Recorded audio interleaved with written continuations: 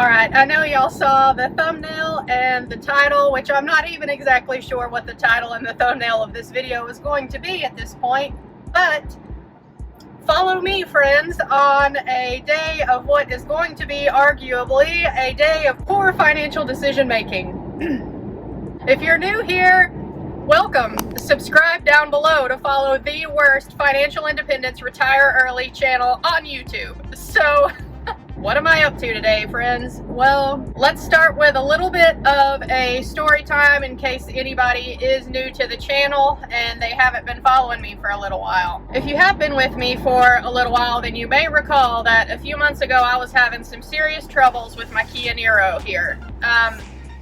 Yeah, it was doing this weird thing sometimes where when I would start it up, I'd get going down the road and it would all of a sudden just start misfiring. Every single cylinder would start misfiring, the whole car would start shaking, my check engine light would come on and start flashing, and it would do that for a little bit, but then it would just all of a sudden stop, like it figured out how it needed to be running, and then it quit and all the check engine lights and stuff would go back off.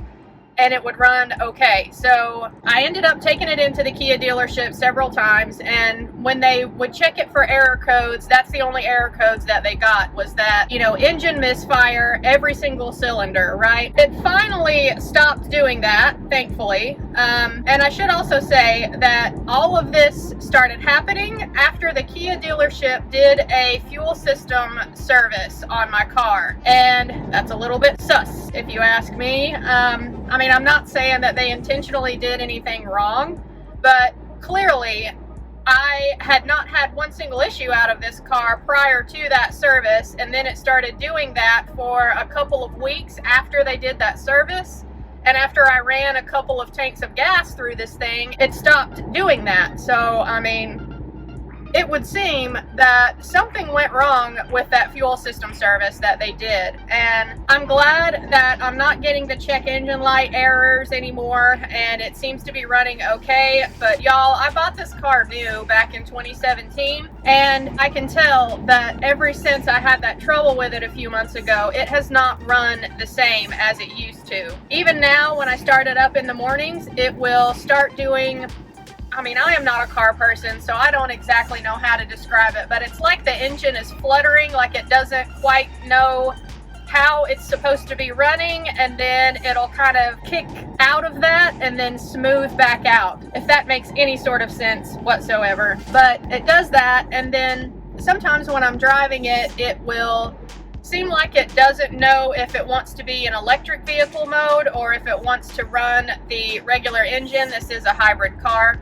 And even when it's in the regular engine mode, it sometimes acts like it doesn't know what gear it wants to be in, like it's having a hard time deciding between certain gears, and then it'll finally pick one out and do okay. Again, all of this stuff is not anything that happened with this car until after that fuel system service. And I could take it back to Kia, sure, and I could have them look at it, but the first thing they're going to do is hook it up to their computer, and they're going to see that there aren't any error codes anymore.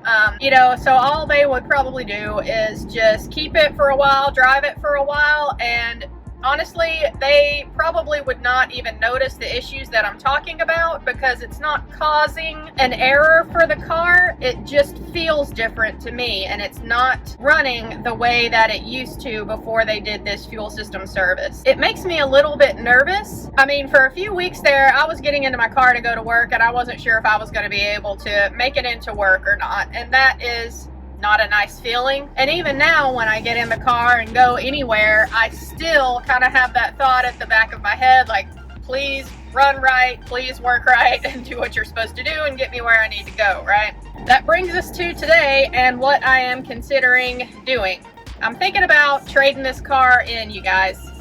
And really what made me start thinking about this was that recent net worth update video that I posted. If y'all saw that video, then you may recall that I was really surprised by how much the value of this car had gone up since the last time I looked. And I mean, I know that I started hearing about used car prices going up a few months ago, But I did not realize that they were continuing to go up. And for the past 2 or 3 months now, I've been making extra payments on this car to try to get it paid down faster. So I'm no longer underwater on this car. So I thought to myself, why not see about trading this car in? No, God!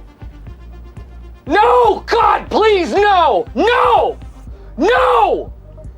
No! For a car that I don't have to worry about, that I'm going to like, that is safer and just an upgrade from what I currently have. And there were several reasons why I was considering doing this. One big one is the issues I'm having with the car, but another one is that I know that I'm trying to reach financial independence and retire early in 8 to 10 years, right? This car already has almost 90,000 miles on it. It's not gonna make it to financial independence, especially not considering how it's already kind of getting a little bit wonky. So I'm gonna have to replace this car at some point, right? And it seemed to make sense to me to take advantage of this high used car market that we have right now, because I don't think that is going to last for forever. So that seemed to be one advantage. And if I do go through with a deal today and trade this thing in, then the car that I get should get me to financial independence. It should last that long. And then by the time that car needs replacing, I am willing to bet that electric vehicles are going to be a lot more widespread and a lot less expensive than what they are now. So I'm thinking the next car would be an electric vehicle for me. Maybe I can finally get that Tesla I want, especially if I'm really close to financial independence.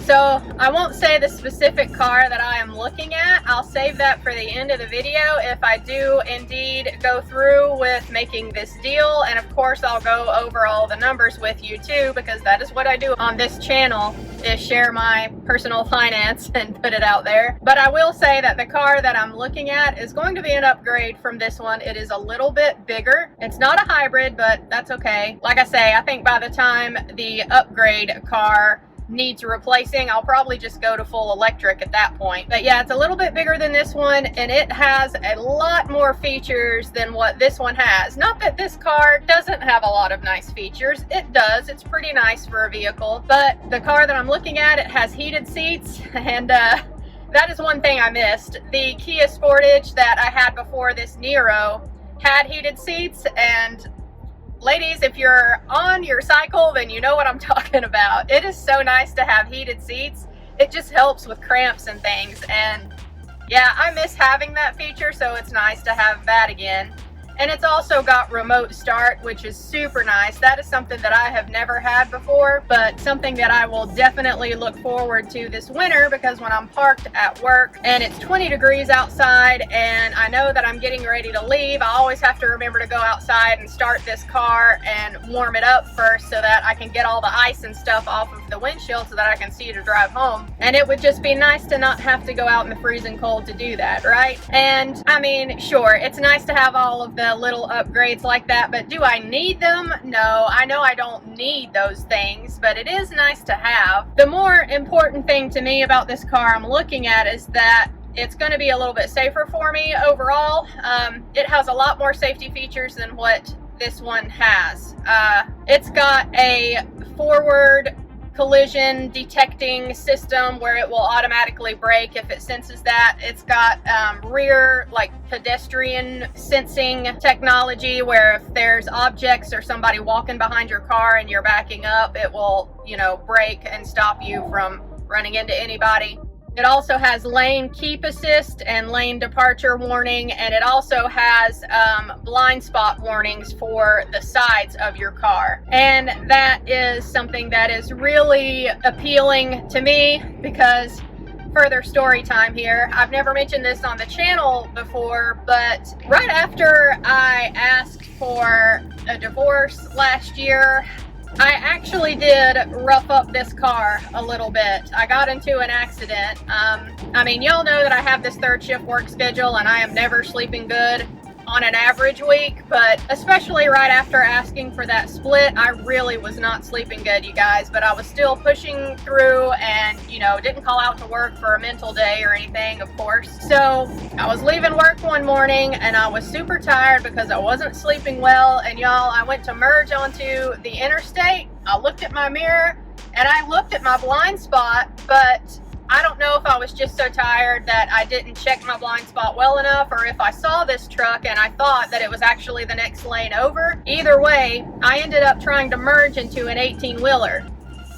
So yeah, I scraped up the side of my car pretty good. We traded some paint and I scratched up the hubcap on my car. I'll insert a picture of how it looks now, because thankfully I was able to get all of the paint off of the side of my car thanks to YouTube. If you did not know that, you can get paint scratches off of your car with a magic eraser and some WD-40. Who knew, right? But yeah, it worked pretty well. I got all of the paint scratches off, but there's a little bit of a dent, and then I scraped up my hubcap. I did look into getting my hubcap replaced, but that was going to be like $260, so I was like, okay, it's not bothering me that bad, we'll just leave it. But yeah, I got into that accident. Needless to say, I was wide awake for the rest of the drive home, but just having that blind spot warning system is a little bit of peace of mind for me. And I never mentioned that accident on the channel because it didn't actually impact me financially. In a way, I was lucky that I tried to merge into an 18-wheeler, because this little car did not do any damage whatsoever to that truck. And, you know, after I hit him, I of course pulled over and he pulled in behind me, and you know, he was like, "Are you okay?" And I said, "Yeah, I'm fine." And his truck was fine, and him being an 18-wheeler, he didn't want to file a report because it's just a whole hassle for them anytime anything happens. And I didn't want to file a report either because it was clearly my fault. So if I filed a report, it would have made my insurance go up. So I didn't want to file a report either. Nothing really became of that accident financially for me, except that I had to buy some WD-40 and a magic eraser to get the scrapes off of my car. So yeah, I never mentioned that on the channel, but all of that to say that all of the added safety features on this car I'm looking at is something that does appeal to me, because I'm gonna be on this third shift life for a while, y'all. That's just how it is. I've got a few more years of grinding this stuff out before I can reach financial independence. And despite all the evidence to the contrary here today, the thought of adding a little bit more debt to my total does bother me some, but still, considering the fact that this car is not going to make it till I'm financially independent, I'm going to have to replace it sometime. I don't want to replace it later on down the road when it really does start having some problems and the used car market goes back down to normal. I feel like I can get more money for it now. Also, even if I don't trade this car in today, I'm still going to have to pay off the about $12,700 that I owe on this car at a 5% interest rate, versus I can trade this car in plus whatever little bit of equity I have in it and put this $12,000 into a new car loan that will be at a lower interest rate. But that is a trade-off there. I understand that. I'm going to be adding on, I think, about $12,000 to my debt total if I go through with this trade today. So adding $12,000 to get a little bit lower of an interest rate, you know, one could argue that the math there does not make sense, but I am getting something for that extra $12,000. I'm getting a nice newer vehicle that I'm not going to have to worry about, that has a lot more features and function and stuff that I would like. It's going to be a car that I will actually enjoy driving. And y'all, I drive a lot. My work commute is an hour away, so I definitely put some miles on a vehicle. And also, I would be lying to y'all if I didn't admit that this car that I'm looking at, it's just pretty, and we wants it precious. You know, there is a little bit of that appeal too. It is a nice looking car, and so I do realize that there is some of that mentality going on too, of just wanting something shiny and new, right? So what is the plan then going forward? If this deal goes through today, which I don't see why it shouldn't, because I have excellent credit. I do have a couple thousand that I can put down, and I don't have negative equity in this trade. So, you know, I don't see any reason why this shouldn't go through. So what will be the plan going forward then? Because when it comes right down to it, you guys, I really don't like the idea of adding on some more debt, but at the same time, I feel like I'm kind of splitting hairs hairs over $12,000. And really, $12,000, if I put my mind to it, I could pay that off in 6 months or less. So I'm likely going to do the deal. And if that's the case, then what am I going to do going forward? I am assuming that the interest rate that I will get for this new car is going to be a lot less than what my 4.99% is for this Nero. Between that and my student loans that I have left to pay off, my student loans are at 1.98%. The math would suggest that I should just make the minimum payments on both the new car and the student loans and throw all of my extra money to investing. But I don't think I'm going to do that. I know the math may not make sense, but I really am sick of having these loans that I keep paying on every single month. So I've decided that what I am going to do if this car deal goes through is that I am just going to take all of my extra money left over at the end of the month. I will split that money between investing and my debt. So half of that extra money will go to debt.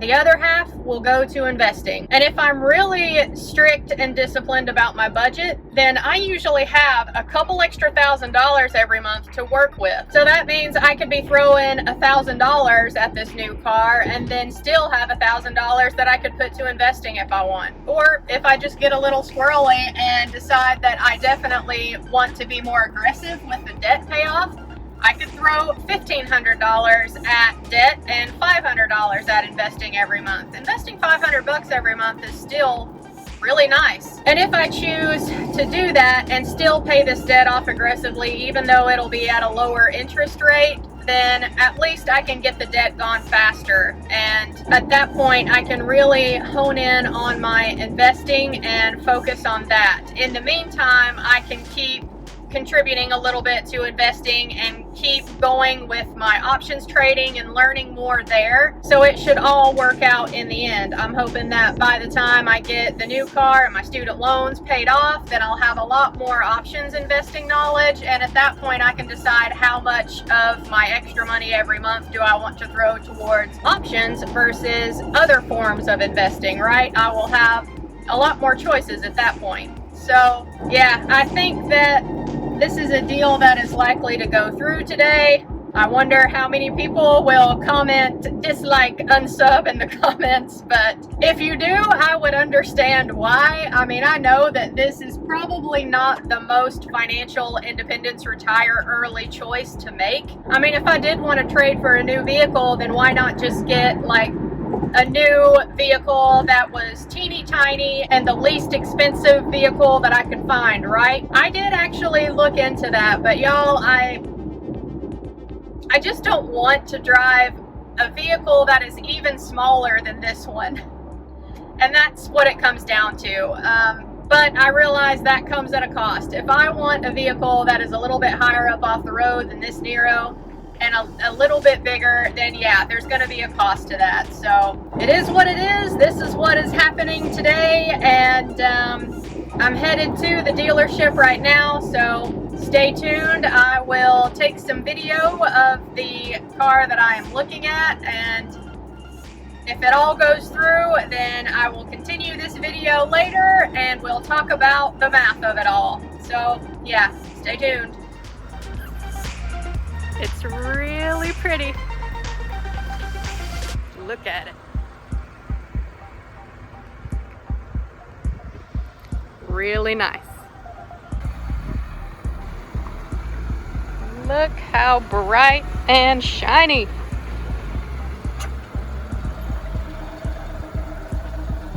This is just a really pretty car, y'all.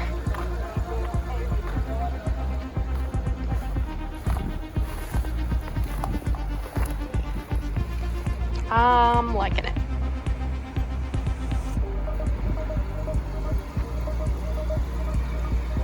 Like it a lot. Okay, they're letting me take it for a test drive now, of course. So, yeah, mommy like. Got all the fancy dancy bells and whistles on this thing. All of the red trim and the red stitching on the seats. Yeah, this is just, I mean, it is just a nicer overall vehicle than the one that I currently have for sure. But they're still working on the numbers for me, so let's not fall in love with it too much yet, right? All right, folks, I am home now. Forgive the shiny face from being out at the dealership all day long. It's been a long day and I'm losing the light outside once again. It's getting dark on me. Rollo has missed me all day and he barked like crazy when I got home with my with the new car, but that car, it drives really nice. I am a fan of it and I know that it was expensive. I know that I have added on some debt here, but I've got my paperwork handy that they gave me. I can't show you everything because it has like personal information on here and stuff, but I will share all the numbers with you. So I was hoping, I told you on the way up there, that they would give me an even trade value at least for my trade-in. They did not quite do that. I was about $800 short on the trade-in value. That's $12,000 was all they would give me, and I owed, my payoff amount was $12,800 for it. I didn't get quite as much as I had hoped for my trade-in, and also, this is why they're called dealerships, I swear, but they find ways to stick you. The sticker price on the car said one thing, right? Well, come to find out that this particular dealership, when they order their new cars from the manufacturer, they also order all of this stuff that goes with every new car. And it's like,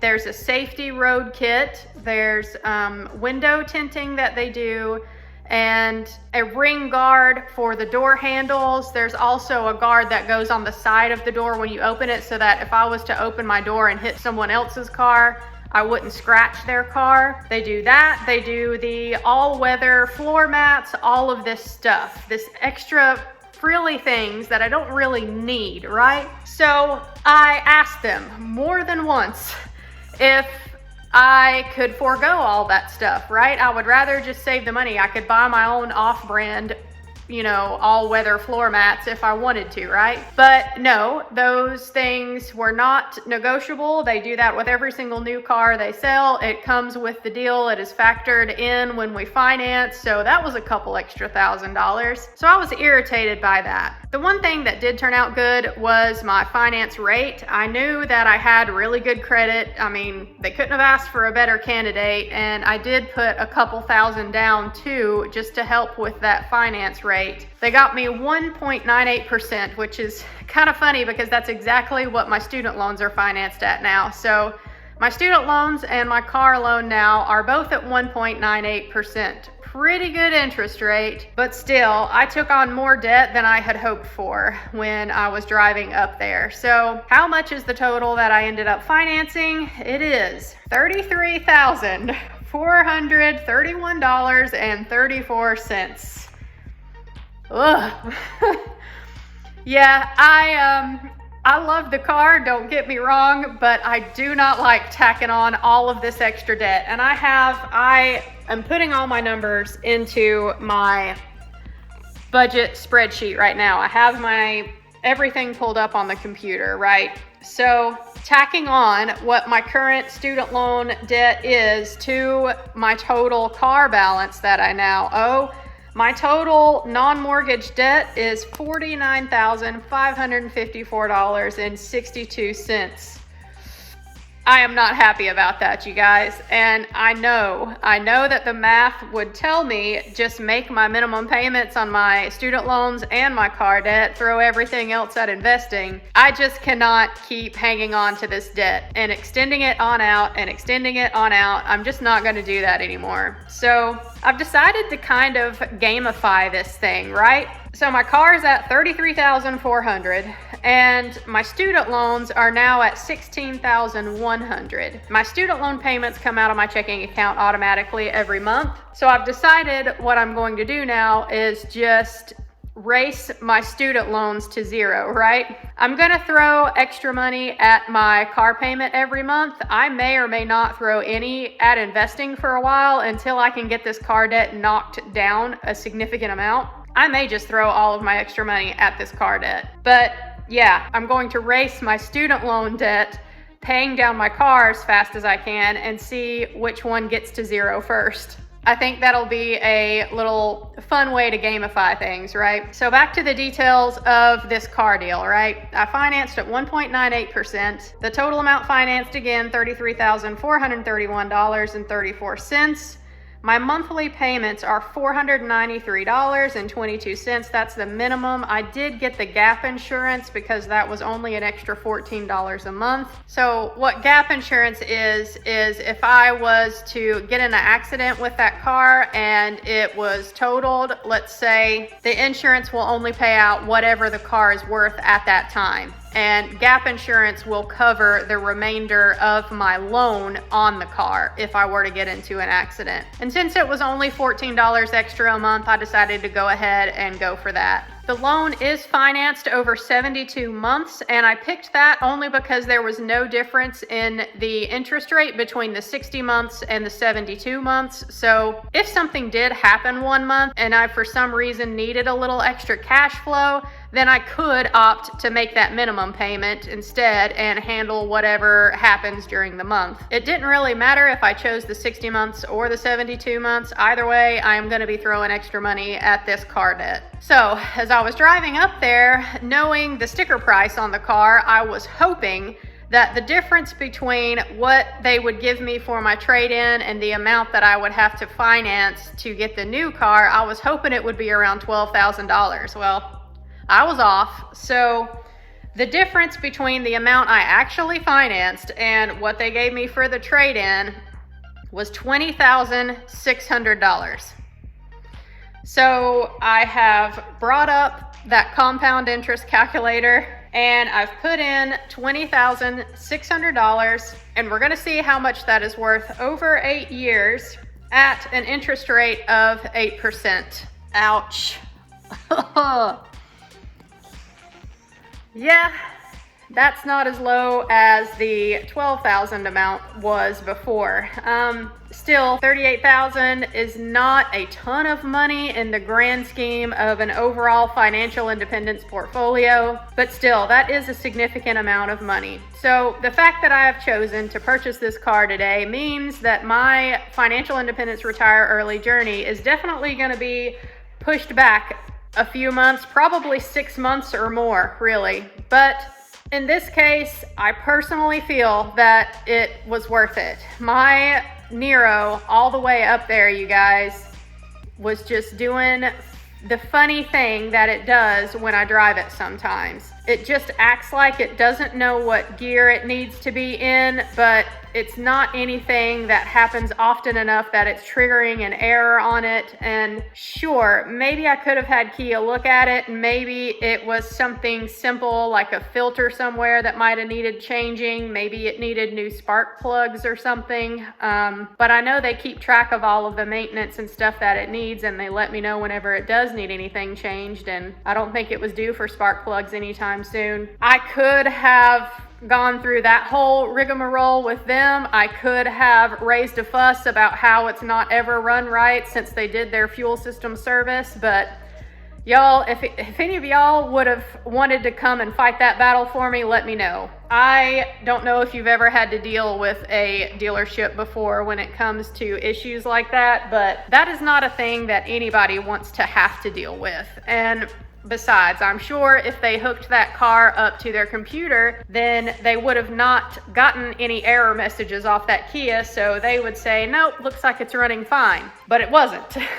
So yeah, what is done is done. I can't wait to see what some of the comments are going to be down in the comment section below. This is going to be an interesting video to edit for me.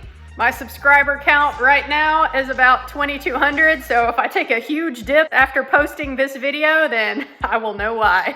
So yeah, there you have it, guys. What's done is done. I have this new car debt now, and let's see if I can get that car paid off faster than my student loans get to zero. We'll find out. If you've made it to the end of this one and you're still with me on this fire journey, then I appreciate you. You're the real MVP, and I will see y'all in my next video, guys. Bye. Let's see if Rollo recognizes Mommy in her new ride. I take that as a no.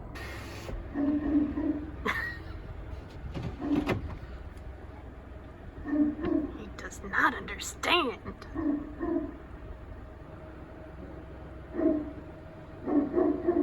Oh, he's angry.